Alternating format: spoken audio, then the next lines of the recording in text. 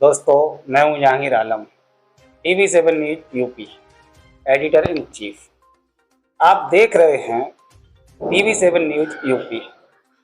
दोस्तों, मैं आपके बीच बहुत दिनों से आने का प्रयास कर रहा था, लेकिन समय के अभाव के कारण आपके बीच नहीं आ सका।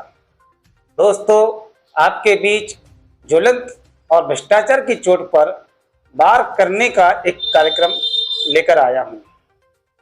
दोस्तों, आपने देखा होगा 22 अगस्त का वो दिन, समय 3 बजे नगर पालिका बोर्ड की बैठक चल रही थी और वहां पर सभासदों में लात घूंसे भी चल रहे थे। आप ये देखिए कि बोर्ड की बैठक में क्या सभासदों ने सिर्फ लेखा जोखा 2023 का मांग लिया, इससे ईओ और अध्यक्ष भड़क गए? क्या यह सही है?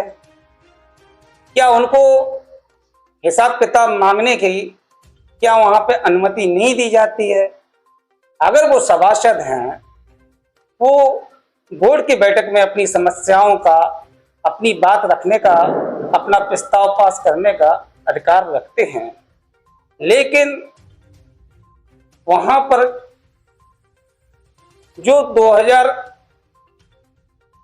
22 अगस्त 2024 समय 3 बजे यह एक काली स्याही से के पन्नों पर एक लिखा जाएगा, एक बहुत दुर्भाग्यपूर्ण है। दोस्तों, क्या नगर पालिका अब तानाशाहों की चपेट में आ गई है? क्या यहाँ पर सभासद अपनी बात नहीं रख पा रहे हैं?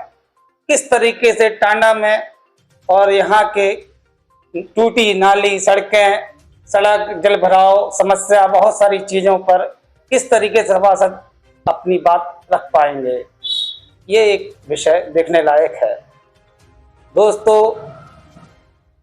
आज एक प्रदर्शन हुआ है जिसमें पूनम सोनी जो सभासद हैं, भाजपा नेत्री, उनकी अगुवाई में सभासदों ने एक प्रदर्शन किया।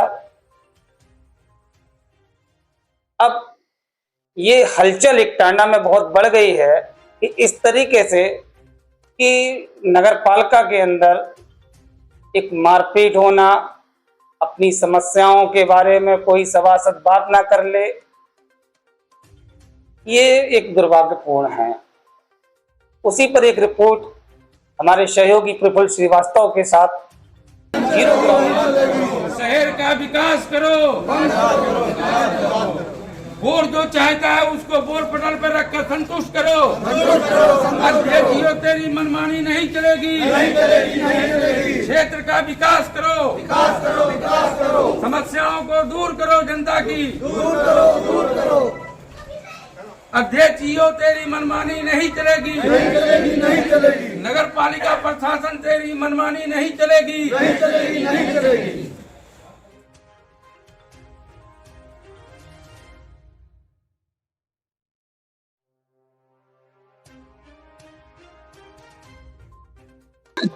किया है आप लोगों के द्वारा, वो सारी जो है प्रस्तुत की जाएगी। लेकिन फिर वही ढाक का 3 पात कि एक पंद्रे का एजेंडा जारी कर दिया गया और उसमें विशेष प्रस्ताव में बजट और केवल यही 2 बिंदु कमेटी और अन्य प्रस्ताव में। आप के माध्यम से मैं जिला अधिकारी महोदय से यह कहना चाहता हूं कि जिला अधिकारी महोदय जी, अगर निष्पक्ष काम कराना चाहते हैं तो अध्यक्ष महोदया को और ईओ महोदय को ये जो है आदेशित करें कि जो जनता से जुड़ी हुई समस्याएं हैं, उन समस्याओं को बोर्ड पटल पे ला करके सारी समस्याओं का निस्तारण कराया जाए, तभी ये आगे चलेगा। और जो ये षड्यंत्र रचा जा रहा है कि कुछ सभासद द्वारा मारपीट की गई, पूनम सोनी जी जब खड़ी हुई सदन के अंदर बोलने के लिए, तो राकेश गुप्ता और तारिक मास्टर, अन्य चेयरमैन के जो समर्थक सभासद थे, उन्होंने इनको हुटिंग करना शुरू कर दिया। क्या सदन की यही मर्यादा है कि दूसरे सभासद को दूसरा सभासद हुटिंग करे? लेकिन जब राजू खड़े हुए समझाने के लिए, तो उन लोगों ने हाथापाई शुरू कर दी और उसके बाद नसीम और अन्य लोग बीच बचाव में पहुंचे, नसीम के ऊपर हाथापाई की गई। और कोई भी प्रत्येक सभासद बोलता है तो राकेश जी उन सभासदों की बात को काटने के लिए खड़े हो जाते हैं। नदीम भाई हमारे सभासद हैं, उनके यहाँ 3 महीने से लाइट नहीं बनी है, इसी वजह से तमाम सभासद लामबंद हुए। और मैं ये मांग करूंगा आपके माध्यम से जिलाधिकारी महोदय से कि किसी बड़ी एजेंसी से जांच करा करके और जो दोषी है उनके खिलाफ कार्रवाई की जाए। हम लोग बजट के विरोध में नहीं है, ना हम लोग जनता के काम के विरोध में है। जनता ने हमको मार पीट करके चुनाव को जितवाया है, इसलिए हम उनके लिए मार खाने के लिए तैयार भी हैं, जेल जाने के लिए भी तैयार हैं। किसी भी दशा में उनके साथ अन्याय नहीं होने देंगे। विकास को लेकर जो पूर्व में जो पैसे को लेकर बंदरबाट का आरोप लगाया जा रहा है, वो कितना हकीकत है? आप लोग हिसाब मांग रहे थे। आपको मैं बता दूं, 23-24 का बजट पास हुआ, उस समय 52 काम का टेंडर हुआ था। इनके द्वारा एक भी काम नहीं कराया गया। 4 काम का टेंडर जो है इन्होंने 6 महीने बाद कराया, जबकि ये नियम है कि कोई टेंडर 90 दिन से ज्यादा वैलिडिटी में नहीं रह सकता। और एक टेंडर तो उन्होंने माननीय पंडित दीनदयाल साहित्य कुमार कार के नाम पर आया था, योजना का काम था, वो एक ठेकेदार को दिया गया और वो समाजवादी पार्टी का जो है ठेकेदार है। और वहां ईओ साहब उनको बैठाते हैं, पानी पिलाते हैं, चाय पिलाते हैं। और समाजवादी के नाम पर उनसे क्या डील हुई है कि टेंडर निरस्त भी किया गया और टेंडर फिर 8 महीने बाद उन्हीं के नाम किया गया, जबकि ये नियम में है कि कोई भी टेंडर 5 लाख से ऊपर हो तो वो ई टेंडरिंग में है, ना कि वो आप कोई भी टेंडर 5 लाख से ऊपर का ई टेंडरिंग के अलावा आप नहीं कर सकते। 90,000 से ज्यादा का काम आप कोई भी काम नहीं कर सकते, वो भी जब आपको बोर्ड के अधिकार दिए गए हो। तो 20 लाख का जो है बोर्ड ने अधिकारी को दिया। अब बोर्ड ये पूछना चाह रहा है कि आप जिस अधिकार को पाए हैं उस अधिकार के तहत जितना भी काम किए हैं वो बोर्ड पटल पे लाएं, तो वो क्यों भाग रहे हैं ये लोग लाने से? इससे ये प्रतीत होता है कि एक दाल में काला है, कितना काला है ये तो जांच में पता चलेगा। स्टैंड के ठेका वर्क ऑर्डर से जो है वसूलवाया जा रहा है, क्या कारण है? इस मुद्दे को लेकर के आप लोगों ने बोर्ड पे रखा? जब इस मुद्दे को लेकर के हमारे एक सभासद आशीष कुमार यादव ने पूछा तो उन्होंने ये कहा कि हमारी तबीयत गड़बड़ थी। तो हमारे दशरथ भाई ने पूछा कि आपकी दिनांक फला को तबीयत गड़बड़ थी और उसके बाद आप ठीक है, उसके बाद 3 बार औपचारिक बैठक कर चुकी हैं। तो उसी बात को लेकर के जब मैंने सवाल किया तो वो झल्ला किए कहने लगी कि जो भी हम करेंगे, किसी सदस्यों से कोई मतलब नहीं है, हम जैसे चाहेंगे वैसे करेंगे। तो सदन इसके लिए नहीं बना, चुनाव 25 वार्ड में इसके लिए नहीं होता कि अध्यक्ष जो मर्जी में आए वो करे। कुछ पावर दिए गए हैं अध्यक्ष को, कुछ पावर दिए गए हैं सभासदों को। अब सभासदों की कोई हैसियत नहीं है इनके निगाह में, तो जो कानूनी लड़ाई होगी वो लड़ा जाएगा।